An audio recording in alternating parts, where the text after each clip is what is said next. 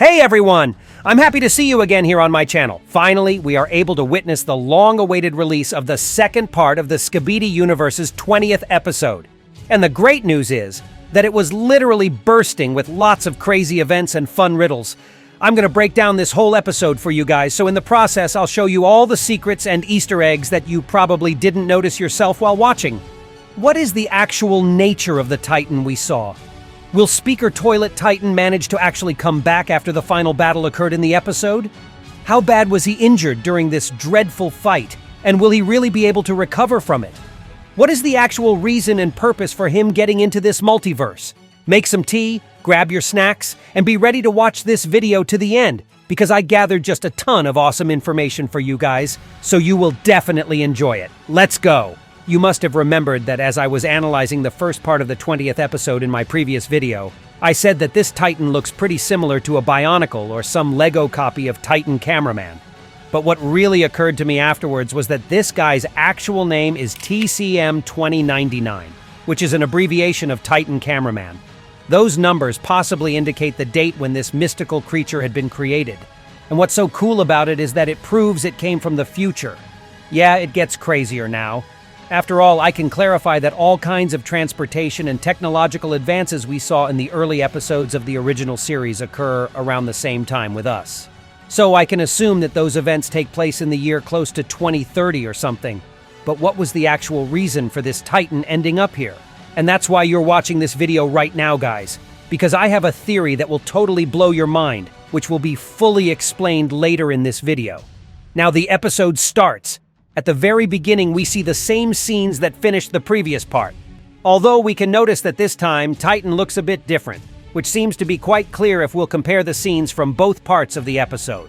It was quite difficult to see at first, even for me, but if we will pay more attention to the short version of the first part, his textures also look different. Adding to it, in the second part, we see how Titan loses two of his guns, and how his shoulders have a shape unlike to what we saw before.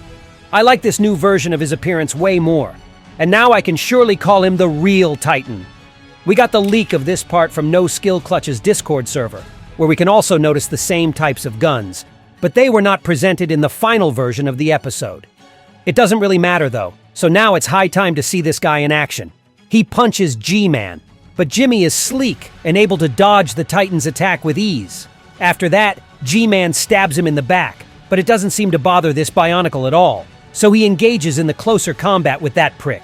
Titan makes him see how it actually needs to be done, and then shoots straight into his core. And then G-Man teleports away. During the shot from the core, we can see the green gas, which origin is quite hard to explain. This Titan contains a blue core, so the shot from there is supposed to be of the same color. Maybe it works similarly to Scientist Toilet's TV in the last episode, when he could switch between the red and blue glow from red to blue, that I'm not really able to explain. Most likely, Titans will use different types of attacks from the core in the future, and this time we just saw one of them. It seems like this shot teleported G-Man right back home, which makes a lot of sense. This guy has arms and legs, so it means that he also came from another multiverse. My suggestion is he appears to be from the Lego Time Patrol. So his primal goal is to make sure that no one shifts between the multiverse nor violates the laws of time and other stuff. It may have worked the same way with Cameraman, who saved the Speaker Toilet Titan from parasites with his hammer and broke space-time continuum or something. Titan is getting ready to show us thumbs up, just like the Titan Cameraman from the original series did. And I think that means you guys should also click the like button under this video. But then the second G-Man disrupts Lego Titan's plans. He is preparing to make a final blow with his eyes, although it does not seem to frighten the Titan at all. Blood tries to grab him, but G-Man teleports away. At some point, the color of G-Man's eyes turns to be red, which is very interesting if you ask me. Why didn't he shoot though? It seems to me that G-Man was loading his weapon from his eyes to the max, therefore the color changed. But what if red eyes is just the means of another ability helping him teleport? Earlier in this multiverse, G-Man wasn't able to do this, so I have a theory. What if the cameraman with the hammer has already broken this multiverse? I suspect it due to the fact that he intervened in the events of the battle and saved the Titan. So the Skibidi army also got the opportunity to become equal in strength. Now the G-Man from the original multiverse gets there too, And since the first G-Man had the teleportation ability before, the second one also gets it. As the Titan prepares his attack, we can notice a strange thing above his head. Maybe it's a common render error or something similar to it.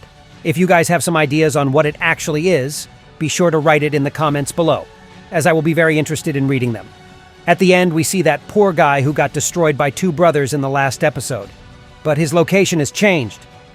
His speaker is now in another place and the Titan toilet himself is deployed. Most likely, during the battle, TCM 2099 got too close to the poor guy and therefore he got rotated a little bit. But what will happen to the Alliance now? Camera Toilet Titan was destroyed in the 14th episode, and this one was badly damaged by Speaker Toilet Titan. In this series, we weren't given an opportunity to have seen the Alliance laboratory yet, and most likely the next episode will take place there. I assume the Camera Toilet Titan will be the first one to return, and the second one will be there for quite some time. His core looks very dim, so scientists will probably have to work on it for a very long time, as always. Another curious detail is, why did the Titan start beating G-Man in the first place? His primal goal is to return intruders back to their multiverse. But why beat them to a pulp in the process? Why did he decide to attack the second G-Man when he interferes with someone else's multiverse and violates its laws? I also don't quite get it how Titan decided to do this at the beginning of the episode. After all, he placed himself behind G-Man and could have immediately teleported him back. It looks like the main target of him was this exact guy. In the moment of the attack, the Titan does not even glimpse at the fake G and does not try to get him, and it's really suspicious. So he flies to the place where the second Jimmy appeared later. Maybe he wants to erase his memory and deprive G-Man of the teleportation ability for good. I can see how, for some of you guys, this may all sound quite weird. And in order to understand all of what I just told you, I highly recommend checking the past analysis of this multiverse I made a video about. And be sure to write in the comments below what are your thoughts on the origin of the Titan we saw in this episode. And that was me, Isa Toilet. See ya!